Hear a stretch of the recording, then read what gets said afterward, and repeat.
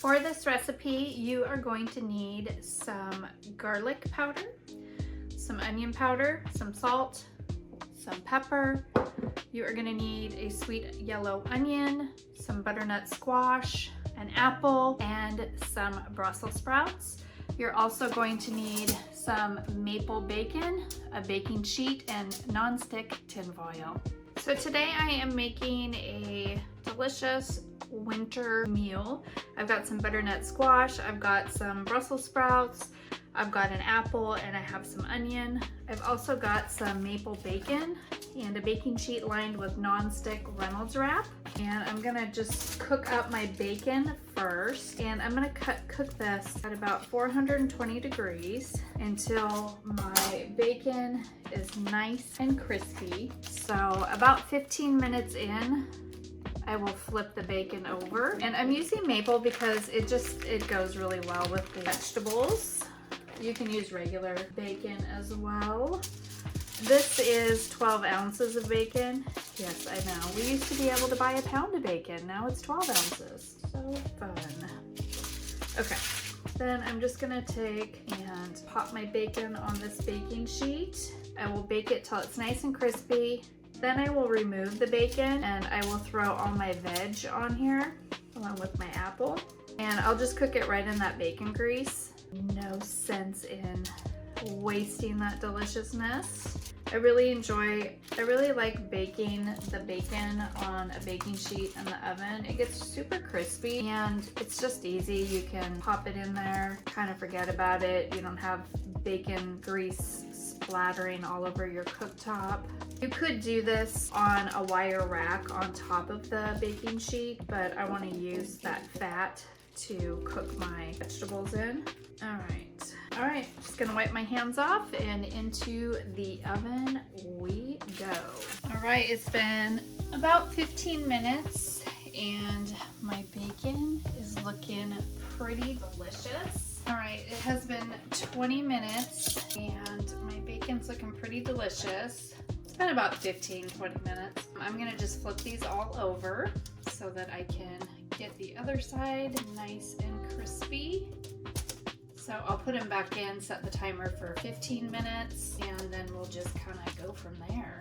Okay, so back into the oven we go. I'm gonna go ahead and rotate this as well. All right, so I've taken these out of the oven. I've gone ahead and flipped them over. I'm gonna put them back in the oven for another 15 minutes. All right, these are looking good. So in total, it only took about 25 minutes to cook all of this bacon. This is about 12 ounces. I'm going to pull this off and let it cool. I'll chop it up and I'll get my vegetables ready.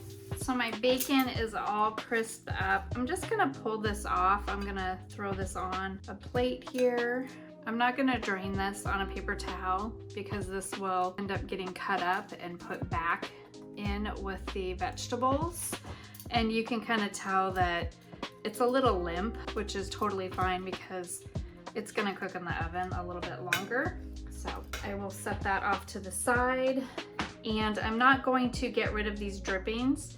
I'm actually going to bring over all my veg. This is very hot, so I'm gonna be careful. And I'm just gonna start putting my vegetables into that grease from the bacon and get some of that on there. So all of this is gonna go on. Oops. And then I'm just gonna get this all nice and coated as best I can. Now, if I don't feel like there's enough drippings on here, then I'm gonna actually add a little bit of avocado oil to this, but we'll see how we're doing here. Be careful when you do this. This pan is hot. Got kind of asbestos fingers these days from all the years of cooking and working with hot sugar. This is actually looking pretty good. Get all that fond, little brown bits, all of that goodness in here. And I really like the non-stick tin foil because it just allows you to kind of get all those delicious bits up. Get them all nice and incorporated. Cut that down so it doesn't end up in my food. Okay, that's looking pretty darn good. Okay, so next I'm gonna go ahead and take my freeze-dried herbs and I'll sprinkle those on. So this is a mixture of shallots and a little bit of dill and parsley. I'm gonna wash my hands really quick just so I can reach into my salt here. Let's get out. I'm gonna go ahead and put some salt on here as well. So that was about a teaspoon. And then I'll go ahead and do my onion powder here, garlic powder, some black pepper. Actually, I take that back. This is white pepper, not black pepper. I use white pepper a lot when I'm cooking things that are gonna be in the oven for a bit, just so that the pepper doesn't burn. And then I'm just gonna toss these again. Get them all nice and mixed together. And then I'll put the remaining seasoning. Oops, careful of the tin foil. Okay, and then I'm gonna do the rest of my garlic powder. This is actually garlic salt. I want lots of flavor in here. So my onion powder, pepper, and I'll just do a little bit more salt on this side. That way everything is really nice and seasoned. Okay, all right, so that looks good. Just spread this out, and then I'm going to put this in the oven at 425 degrees, and I'm gonna bake it for about 10 minutes, and then I'll check it, see if I need to add any oil, kind of toss things around, and then bake it for another 10-15 minutes, and just kind of see where we're at with the doneness. So again, I'm gonna go ahead and bake this for about 10 or 15 minutes, and then I will check to see how we're doing as far as getting things crisp. If I need to add some avocado oil, I will, and then I will toss everything around, and then I'll let it go for another 10 to 15 minutes. At that point, I will add in my bacon. I'm gonna chop this up and then I can mix it in. All right, into the oven we go.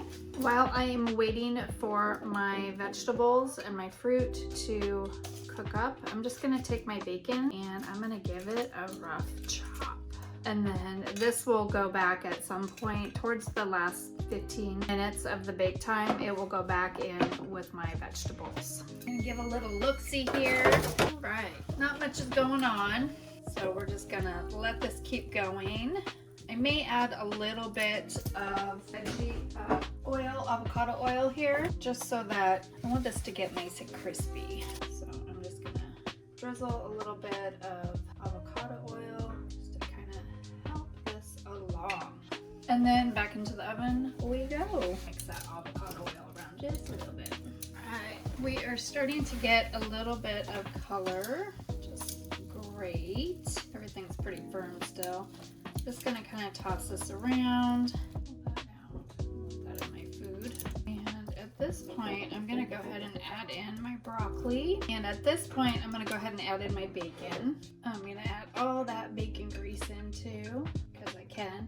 And then I'll just give it one more toss to kind of distribute that bacon. And then I'm gonna go ahead and put this back in the oven, and I will check it in about 15 minutes and see where my veg is at in terms of tenderness. The nice thing about this dish is that you can eat it as a side, or you can take half of it and kind of puree it, and then take the rest of it and mix it in and have a really hearty soup. Definitely versatile. All right, back into the oven we go. Back into the oven we go. I'm gonna do it for another 15 minutes. Starting to look good. I'm just gonna give this a toss. I did test the butternut squash. It's not quite tender yet, but we're getting there. We're getting some good color on here. So I'm just gonna keep flipping, keep everything spread out. But yeah, our butternut squash is still a little bit on the cooked side. So back into the oven we go. Woohoo, look at that. Delicious. All right, let's check our butternut squash.